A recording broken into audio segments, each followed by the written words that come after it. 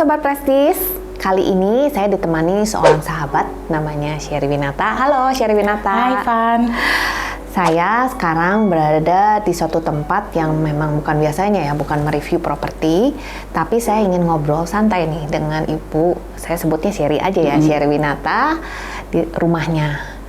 Sherry Winata ini seorang artis, seniman, juga guru sound healing, dan juga penulis buku. Hebat banget Sher.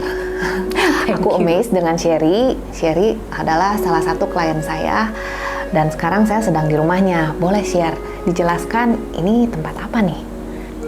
Van, ini ada di ruang meditasi. Ini bikinan saya sendiri.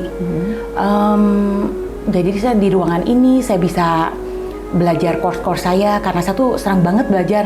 Saya pengen kayak mencari tahu gimana kesembuhan jiwa. Karena saya kepengen juga setelah saya belajar, saya percaya kita itu wounded healer, all we are wounded healer. Jadi setelah kita menyembuhkan diri sendiri, saya bisa sharing gimana cara penyembuhan saya kepada orang lain. Siapa tahu orang yang resonate dengan saya akan kebantu. Oh, ini amazing banget ya, di tempat di belakang kebun rumah kamu ya, di belakang, di satu tempat yang memang kayaknya terpisah ya. Dan ini satu tempat yang bisa kita refleksi diri ya. Boleh diceritakan share dengan lukisan-lukisan yang ada di sekeliling ruangan ini gimana nih bisa menggambar seperti lukisan indah ini nih share? Nah, lukisan ini tuh pertama saya gambar ya, sebenarnya 8 kanvas ini tuh nyambung. Nah, saya merasakan sebelum dan sesudah saya melukis ini, saya tidak akan pernah menjadi orang yang sama. Artinya saya benar-benar tumbuh banget. Nah, ketika melukis, saya merasakan ya, saya ada waktu untuk saya memproses diri saya. Benar-benar bisa mendengarkan pikiran saya, hati saya, inner dialog saya. Dan juga lagi ketika melukis kan saya bisa sehari kayak 5 jam kan. Jadi kayak meditasi 5 jam gitu loh. Kayak misalnya saya memproses rasa sedih, kesel, takut, sehingga sampai saya mengerti, oh ternyata kita bisa sedih, kesel kepada orang luar itu karena kita punya ekspektasi loh kepada orang luar. Yeah. Tapi sebenarnya kita kan gak punya kontrol terhadap mereka semua. Yang kita bisa benar-benar 100% kontrol cuma diri kita sendiri. Betul. Nah, bisa nggak Van misalnya saya ngasih ke kamu, ke orang lain yang sesuatu yang saya nggak punya? Nggak mungkin. Bisa ya share? Nah, ketika saya melukis Van, jadi saya punya waktu untuk mendengarkan diri saya sendiri. Mendengarkan itu benar-benar tanpa menghakimi pikiran saya atau perasaan saya atau menghakimi orang lain.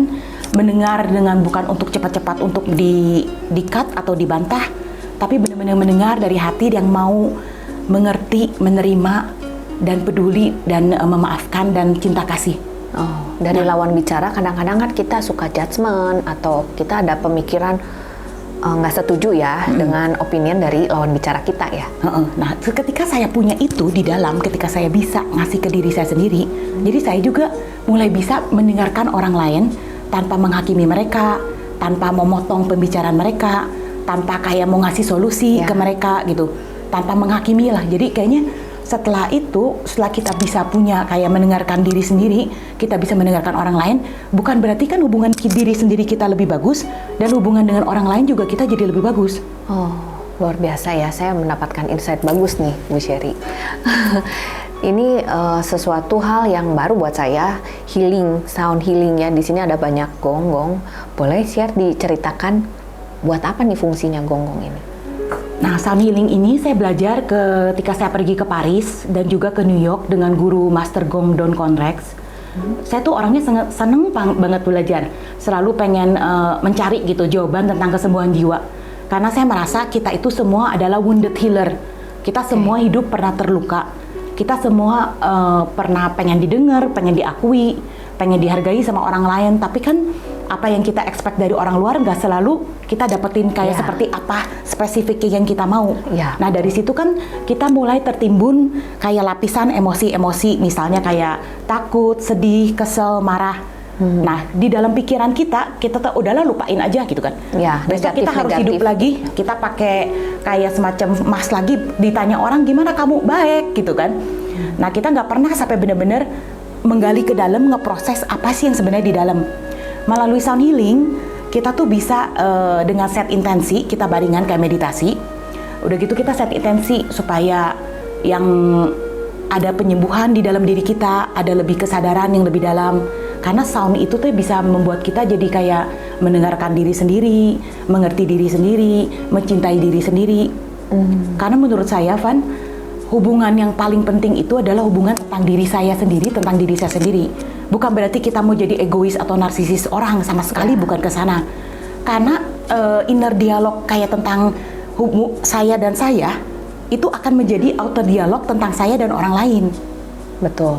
Iya Jadi kan? kalau income-nya oke, outcome-nya juga oke mestinya, karena itu ada cerminan ya. Iya, cerminan, kayak projection kan. Iya. Jadi kita juga ngelihat orang lain gak pernah seperti benar-benar seperti orang itu mau kasih lihat ke kita. Karena kita masing-masing juga punya filter kita sendiri masing-masing kan. Betul. Nah, filter itu sebenarnya alam itu semua negatif emosi yang kita pendem, yang ada di alam bawah sadar, yang kita cuekin, yang kita sembunyiin dari orang luar, yang kita nggak proses gitu di dalam. Sebenarnya lapisan-lapisan itu, emosi itu kan nggak pernah benar-benar hilang, dia cuma bisa berubah bentuk. Misalnya dari takut menjadi keberanian, dari sedih kita menjadi pengertian, baik itu kita ngerti diri sendiri, ngerti orang lain, dari marah kita jadi ada pengampunan. Nah, semua emosi itu harus diproses sehingga dia menjadi higher frekuensi kan, jadi kayak thousand ways of unconditional love. Ya, jadi lapisan-lapisan itu sebenarnya ya yang menarik orang-orang kepada diri kita, kayak seperti love attraction.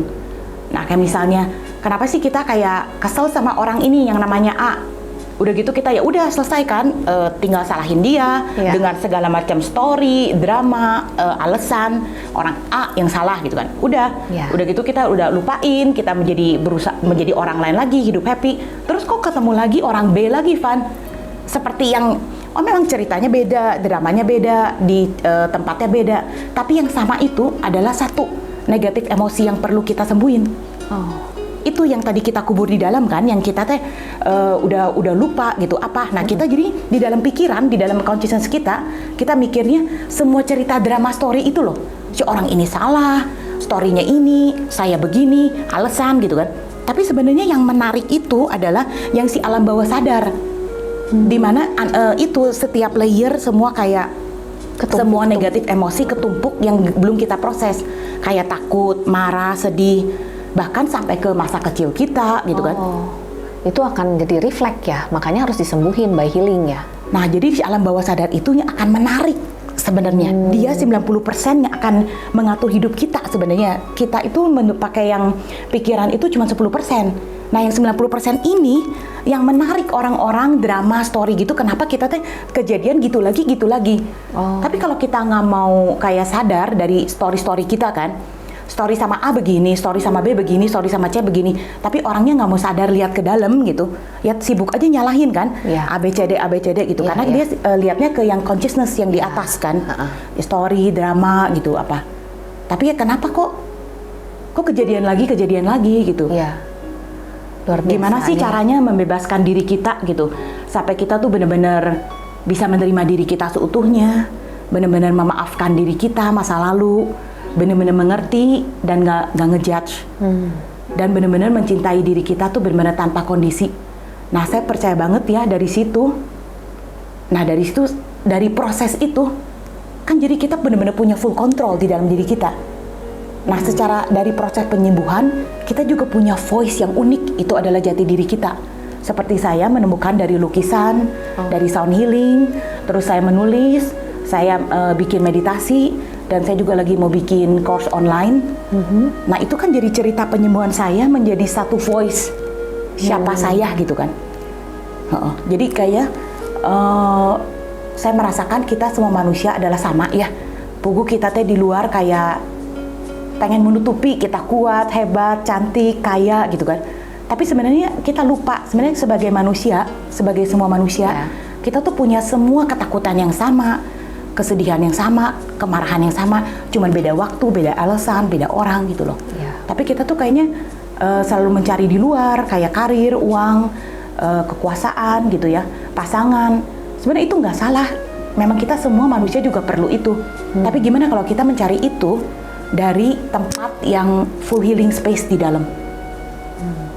Nah, Syar, aku masih belum jelas bagaimana itu penyembuhan yang bisa kamu lakukan tuh bisa menjadi transformasi ke lukisan-lukisan yang ada nih.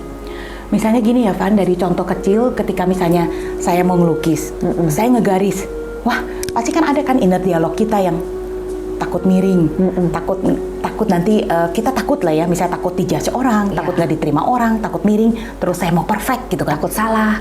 saya mau perfect. Ternyata saya sadar tuh Van, ketika dibalik kita mau jadi perfeksionis, ternyata saya tuh di dalam layernya banyak ketakutan itu, makanya kita mau jadi perfect.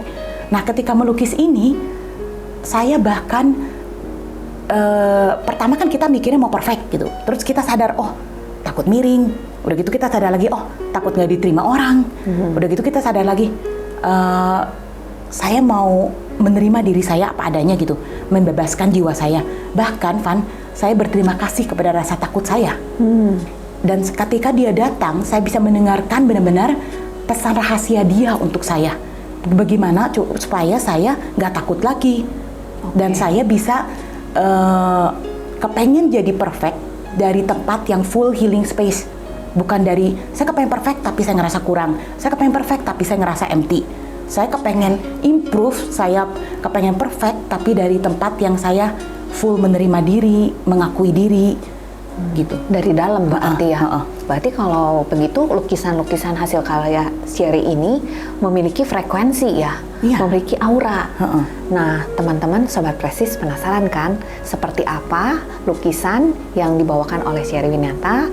Di rumah ini banyak banget, kita akan review di video YouTube yang berikutnya. Ya, share.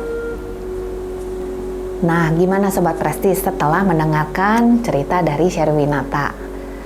Sangat peaceful ya, kita jadi lebih mengerti diri kita sendiri, gimana kita harus berbicara, dan gimana kita bisa menyembuhkan diri kita sendiri ya. Nah Sobat Prestis, jangan lupa like dan subscribe YouTube channel kami untuk mendengarkan video-video selanjutnya. See you guys!